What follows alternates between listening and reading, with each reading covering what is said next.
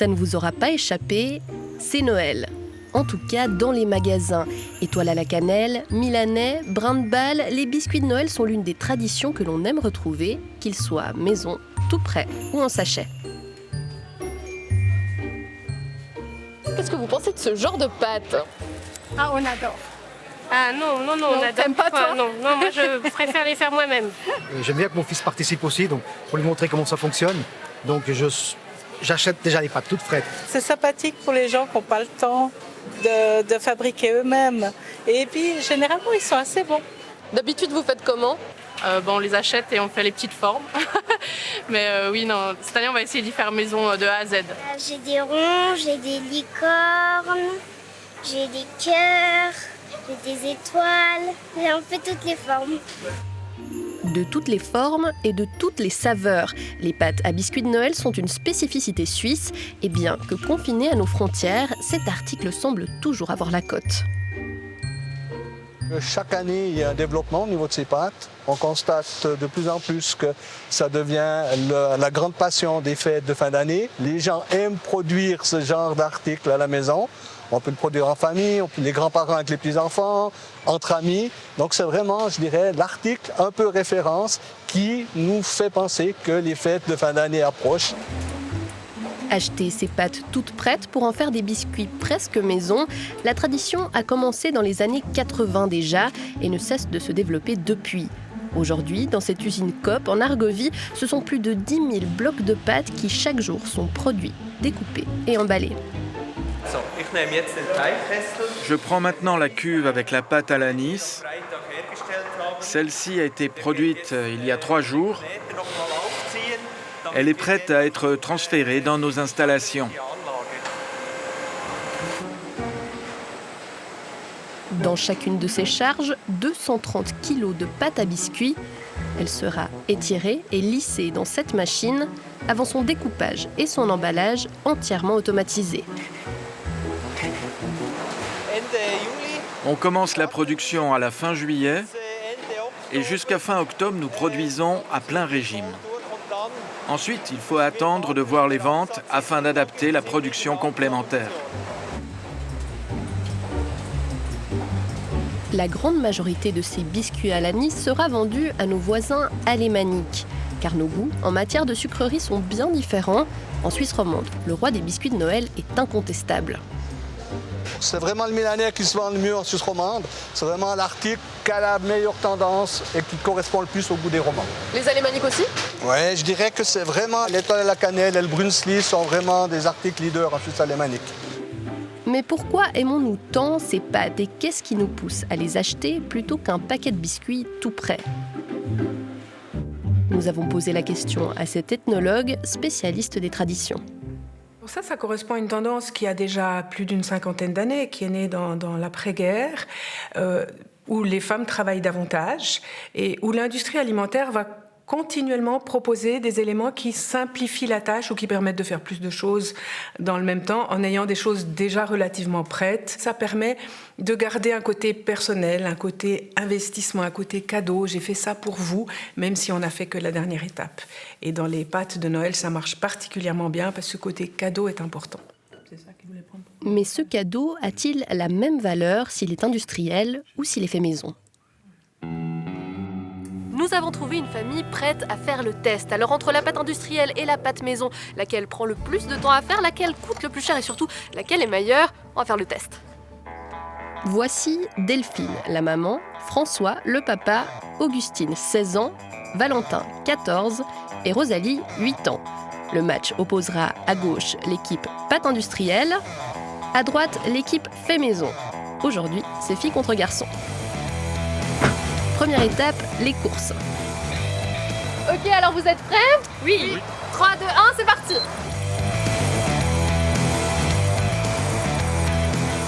Voilà les garçons, vous avez fait 2 minutes 16. Bravo. Avec un achat, la pâte, facile. Voilà les filles, 5 minutes 30, c'est pas mal du tout. À peine plus que les garçons et vous avez fait plus de courses. Bon allez, on va faire des biscuits maintenant.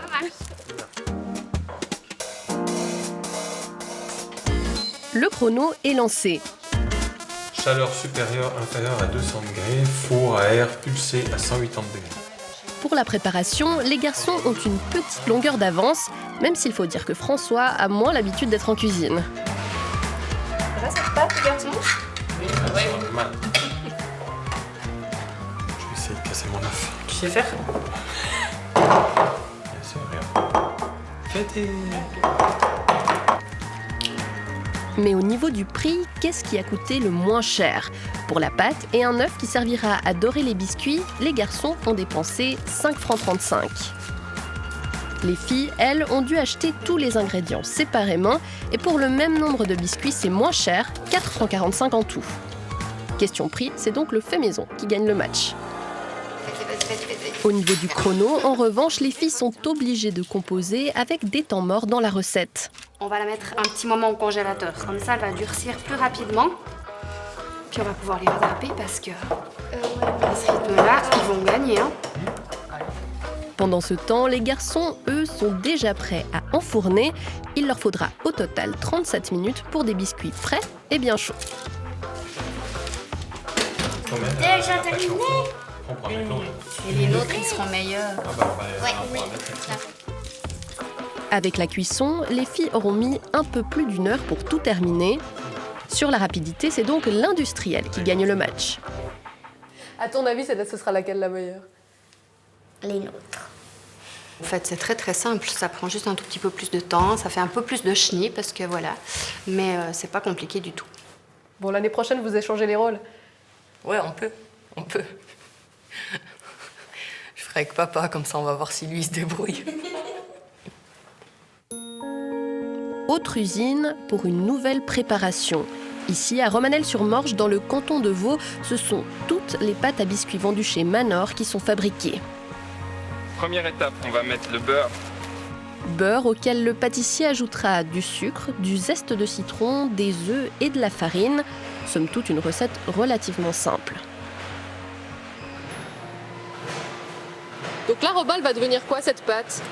Alors là, la pâte, on la met en caisse. On la laisse pendant une nuit au frigo pour qu'elle durcisse. Et ensuite, soit on l'utilise pour les blocs, soit on va les abaisser et les détailler pour faire les sachets de biscuits.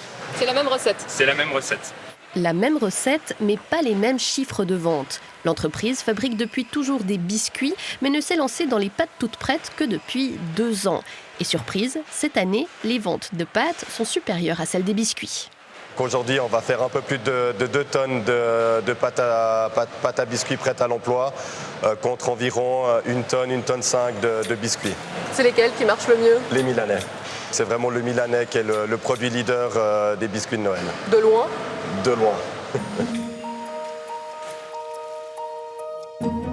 Retour chez les Demières, où les biscuits sont prêts à être dégustés et surtout comparés. Industriel et fait maison. Ouais, donc on commence par quoi?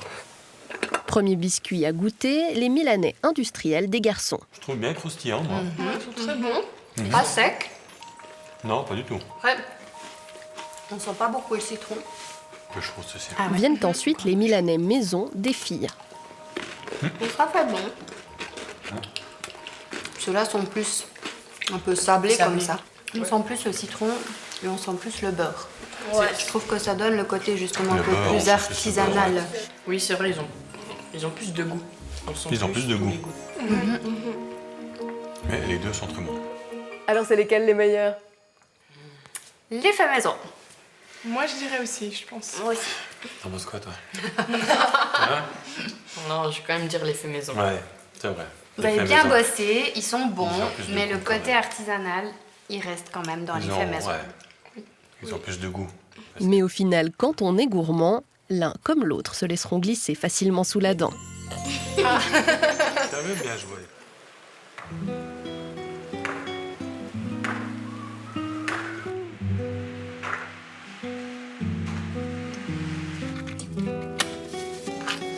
Alors, je m'appelle Jack Capt, j'ai 62 ans, je suis cuisinier, boulanger-pâtissier. Ça fait 7 ans que je fais du pain toutes les semaines ici au village.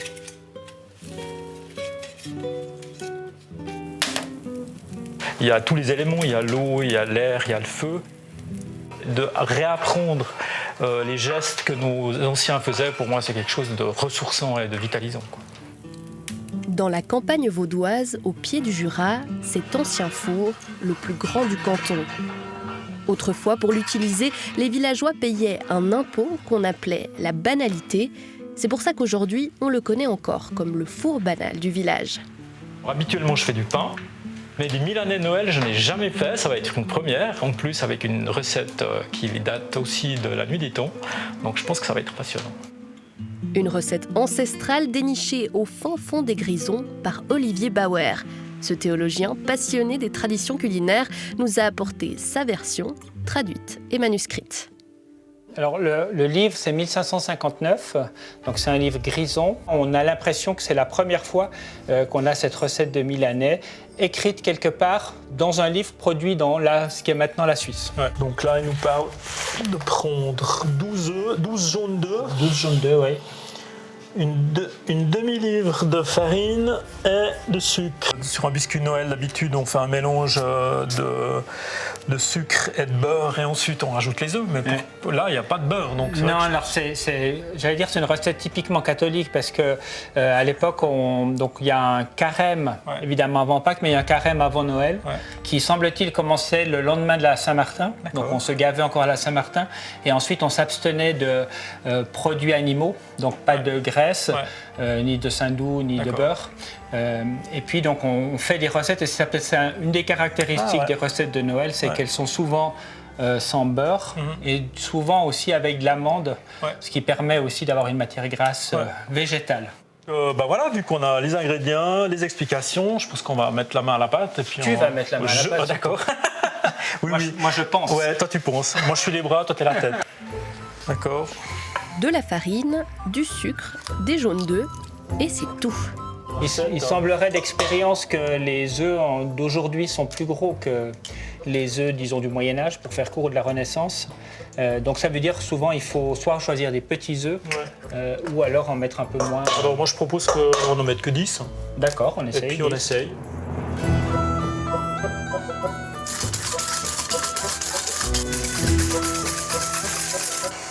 On la tamise pas. Non, il n'y a pas de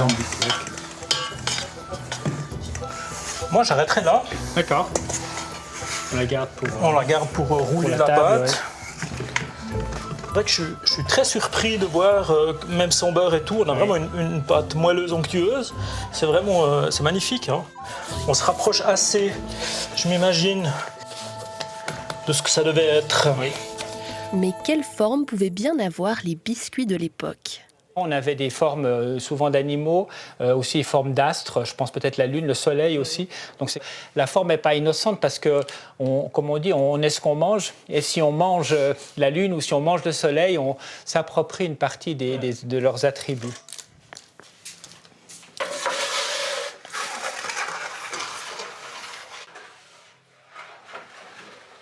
Après 15 minutes au four, les Milanais sont prêts.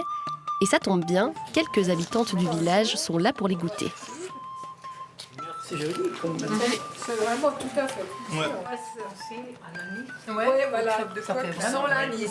Ouais, exactement. Biscuit d'anis. Ça ne fait pas du tout penser au Milanais. Non, pas du tout. Parce qu'il n'y a pas de beurre. Parce qu'il n'y a pas de beurre. Il manque le café, en fait, tu vois. Il manque le café. J'ai hésité à porter. Le côté croustillant, ça fait penser un petit peu à ces biscuits toscans en Italie, qu'on trempe dans du vin ou dans une liqueur quelconque, puis on les mange comme ça après le dessert. Quoi. Des biscuits du XVIe siècle dans un four presque de la même époque. Une recette ancestrale qui, près de 500 ans plus tard, ravit à nouveau nos palais. C'est au château de Dardany, en campagne genevoise, que nous accueillons nos 5 dégustateurs. Aujourd'hui, ils goûteront des Milanais vendus sous forme de pâtes en grande surface. Le Milanais bio Natura Plan de la Coop, la pâte sans gluten et sans lactose de la Migros, la pâte à Milanais éclair vendue chez Manor, la pâte Betty Bossy de la Coop, celle de chez Anna's Best de la Migros et enfin la version vegan de la Migros. Nos dégustateurs sont toutes et tous des professionnels du biscuit. Eliane Lambercy est boulangère, biscuitière et pâtissière au feu de bois à Premier, au pied du Jura nord-vaudois. Christophe Ackermann est chef boulanger-pâtissier à Grandson et à Lausanne. Céline Clostre est fleuriste, couturière et pâtissière au Grand Lancy à Genève. Jérémy Ramsauer est confiseur, pâtissier et chocolatier à Sierre en Valais. Et enfin, Mélanie Romero est cofondatrice du royaume Mélasique, spécialiste de la pâtisserie à Lausanne. Pour cette dégustation, nos experts ont reçu pour chaque produit un échantillon de pâte, des emporte-pièces pour la découper et un biscuit préparé selon les instructions indiquées sur le paquet correspondant. Chaque produit sera noté sur sa maniabilité et sur son goût. En dernière position, avec une note de 4,4 sur 10, la pâte AHA sans lactose et sans gluten, vendue 13,40 € le kilo chez Migros. On ne retrouvait pas les caractéristiques qui font pour moi un bon biscuit de Noël, une bonne pâte Milan. Disons, si on parle de couleur, d'arôme, de texture en bouche, de côté sablé, il n'y avait à peu près aucun de ces éléments que j'ai retrouvés dans cette dégustation. C'était pas terrible. Surprenant, dès qu'on le met dans la bouche, il n'y avait aucun croquant, il était très mou. De nouveau, plein de cristaux de sucre dans la pâte. Par contre, une pâte très élastique, donc je pense pleine d'huile, très blanche, aucune couleur. En termes de goût, elle avait un goût affreux. Enfin, il n'y avait rien qui allait. Elle s'abaissait bien, mais par contre, en termes de goût, d'odeur, de texture et goût final du biscuit, c'était vraiment une catastrophe. Au point de ne pas finir son biscuit ? Au point de ne pas finir du tout. Non, vraiment, j'ai laissé presque les deux. À la 5e position, avec une note finale de 5,4 sur 10, la pâte à Milanais Anna's Best, vendue 9,40 € le kilo à la Migros. On avait un goût de gras et pas un goût de beurre.